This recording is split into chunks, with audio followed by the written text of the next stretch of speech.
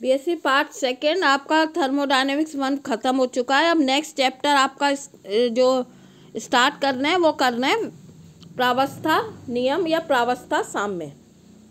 समांगी मिश्रण, विषमांगी मिश्रण। समांगी मिश्रण हम उसको कहते हैं जहाँ पर कि दो प्रावस्थाएं एक दूसरे में पूर्णतः मिसिबल होती हैं या पूर्णतः मिश्रित हो जाती हैं, उन्हें हम समांगी मिश्रण कहते हैं।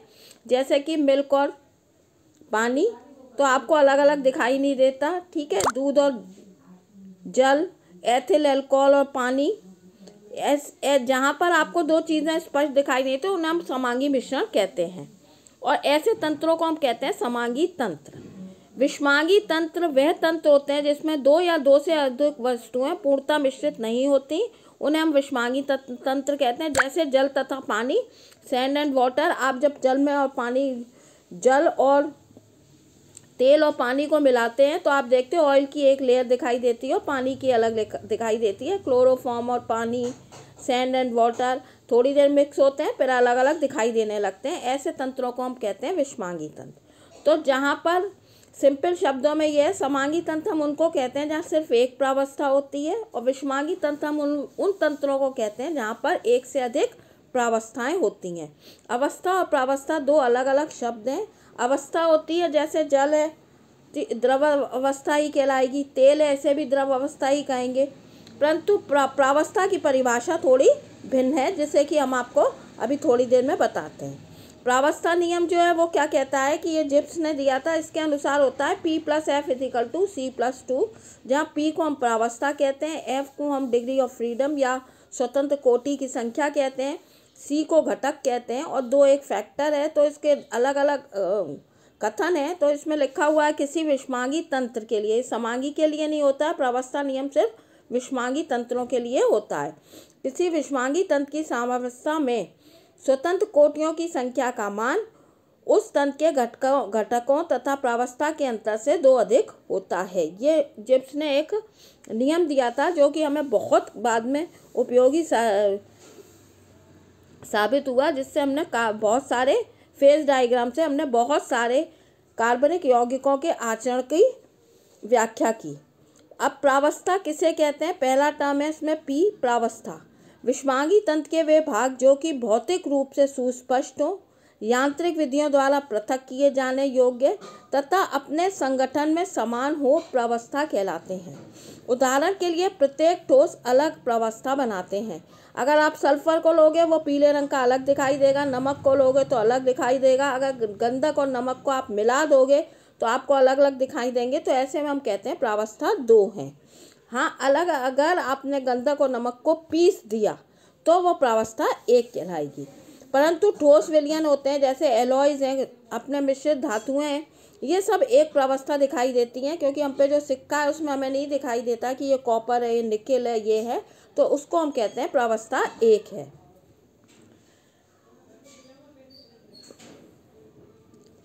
तो प्रावस्था की परिभाषा है सिंपली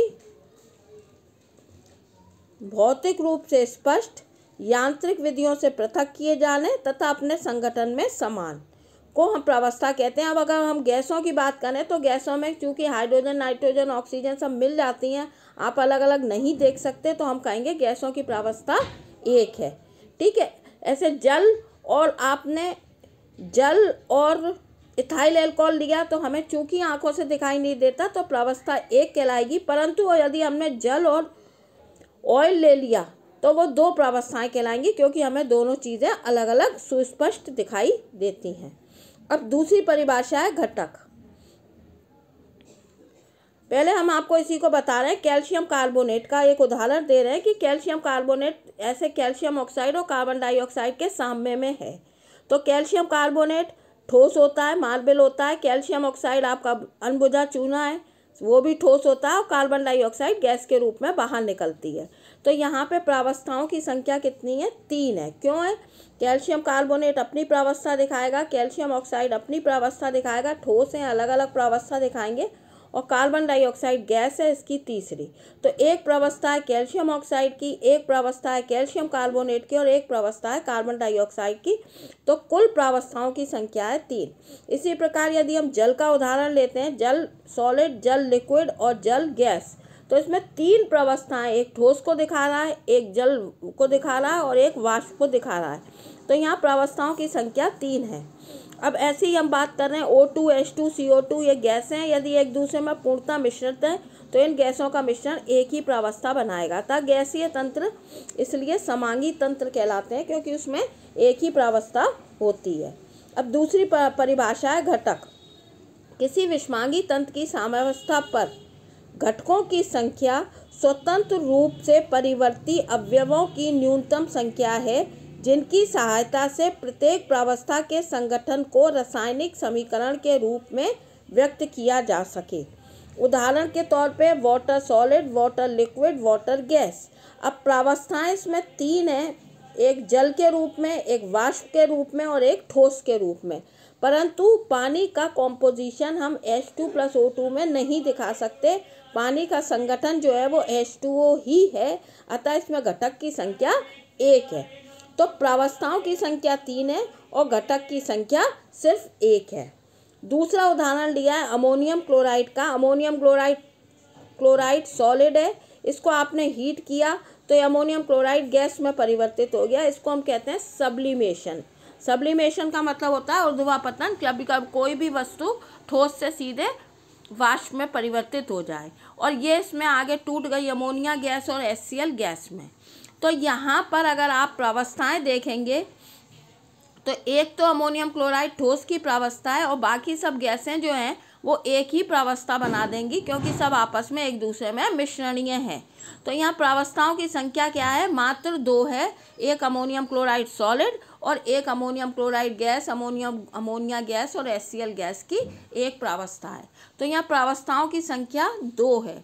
अब अगर हम घटक की बात करें तो अमोनियम क्लोराइड, तो इसके लिए घटक है NH4Cl, और अमोनिया और HCl दोनों जुड़ के भी अमोनियम क्लोराइड बनाते हैं। तो इसमें अमोनिया घटक, इसको हम रासायनिक सूत्र किसके द्वारा प्रदर्शित करेंगे, अमोनिया और HCl को अमोनियम क्लोराइड से ही प्रदर्शित करेंगे। अतः इसमें भी घटक की संख्या 1 होगी क्योंकि इसमें एक ही रासायनिक समीकरण हम प्रयुक्त कर सकते हैं, NH4Cl, एक ही रासायनिक सूत्र प्रयोग कर सकते हैं। अतः इसमें घटक की संख्या है 1। अब इसी के बाद तीसरा एग्जाम्पल लेते हैं। पहला हमने लिया था वाटर जिसमें 3 प्रावस्थाएं थी, घटक 1 था। ये दूसरा अमोनियम क्लोराइड जिसमें 2 प्रावस्थाएं थी और घटक 1 था। अब तीसरा हम ले रहे हैं कैल्शियम कार्बोनेट, कैल्शियम ऑक्साइड और कार्बन डाइऑक्साइड। यहाँ पर प्रावस्थाओं की संख्या 3 है क्योंकि कैल्शियम कार्बोनेट, कैल्शियम ऑक्साइड 2 और कार्बन डाइऑक्साइड गैस 3। परंतु इस पूरे समीकरण को हम सिर्फ 2 घटकों के द्वारा अभिव्यक्त कर सकते हैं। इसमें हम कोई भी 2 का चयन कर लें, चाहे कैल्शियम कार्बोनेट कैल्शियम ऑक्साइड ले लें, चाहे कैल्शियम ऑक्साइड कार्बन डाइऑक्साइड ले लें, या कैल्शियम कार्बोनेट या कार्बन डाइऑक्साइड ले लें। तो हमने आपको तीनों तरीके से इसमें बताने की कोशिश की है कि यदि हम घटक को कैल्शियम ऑक्साइड और कार्बन डाइऑक्साइड के रूप में लेते हैं तो प्रावस्था कैल्शियम कार्बोनेट की calcium oxide plus CO2, calcium oxide के लिए कैल्शियम ऑक्साइड 0 कार्बन डाइऑक्साइड, और कार्बन डाइऑक्साइड के लिए 0 कैल्शियम ऑक्साइड और प्लस कार्बन डाइऑक्साइड। यदि हम कैल्शियम कार्बोनेट और कैल्शियम ऑक्साइड को घटक के रूप में लेते हैं तो प्रावस्था कैल्शियम कार्बोनेट 0 कैल्शियम ऑक्साइड तो 0 calcium carbonate plus calcium oxide, और कार्बन डाइऑक्साइड के लिए लेते हैं तो calcium carbonate minus calcium oxide तो CO2 प्राप्त हो जाएगा। और तीसरे रूप में लिया है कैल्शियम कार्बोनेट और CO2 को यदि घटक के रूप में लेते हैं तो कैल्शियम कार्बोनेट को हम दिखाते हैं calcium carbonate 0 carbon dioxide, calcium oxide को दिखाते हैं कैल्शियम कार्बोनेट माइनस CO2 तो कैल्शियम ऑक्साइड प्राप्त होगा, और CO2 तो 0 कैल्शियम कार्बोनेट प्लस CO2। अतः हम ये देखते हैं कि इसमें अवयवों की न्यूनतम संख्या 2 है, अतः घटकों की संख्या 2 है और प्रावस्थाओं की संख्या 3 है। तो पहला था प्रावस्था, दूसरा था घटक। अब तीसरी परिभाषा है स्वतंत्र कोटियों की संख्या F। इन चर कारकों ताप, दाब और सांद्रता की वह न्यूनतम संख्या जिसे स्वेच्छा से निश्चित किए जाने पर तंत्र को पूर्णतः अभिव्यक्त किया जा सके स्वतंत्र कोटि की संख्या कहलाती है, एफ से व्यक्त करते हैं। जैसे आकाश में यदि हम बॉल फेंक दें तो बॉल का डायरेक्शन दिखाने के लिए बॉल एक्स में भी जा सकती है, वाई में भी जा सकती है और जेड में भी जा सकती है। अतः एक बॉल के लिए कुल निर्देशांकों की 3 की आवश्यकता होती है, तो इसका डिग्री ऑफ फ्रीडम जो है वो 3 है। ठीक है। दूसरा उदाहरण है कैरम बोर्ड। कैरम बोर्ड पर यदि हम स्ट्राइकर की बात करें तो या तो हम लेफ्ट साइड पे मारेंगे या राइट साइड पे मारेंगे, तो इसमें इसका डिग्री ऑफ फ्रीडम कितना हो जाता है, मात्र 2 हो जाता है। एक्स और वाई 2 निर्देशांकों की आवश्यकता होती है, तो एफ होता है 2। इसी प्रकार अगर हम इंजन की बात करें, कोई पटरी पे इंजन जा रहा है तो उसके लिए जो डिग्री ऑफ फ्रीडम है वो सिर्फ 1 है। ना वो एक्स में वो सिर्फ एक्स डायरेक्शन में ही जा सकता है, ना वो वाई में जा सकता है और ना वो जेड में जा सकता है। तो इसको हम कहते हैं डिग्री ऑफ फ्रीडम एफ। तो एफ इज इक्वल टू 1। तो ये आपको आज यहाँ पर समाप्त करते हैं। कल आपको एक तंत्र के द्वारा सब चीज़ों का और डिटेल में एक्सप्लेनेशन करेंगे। Thank you.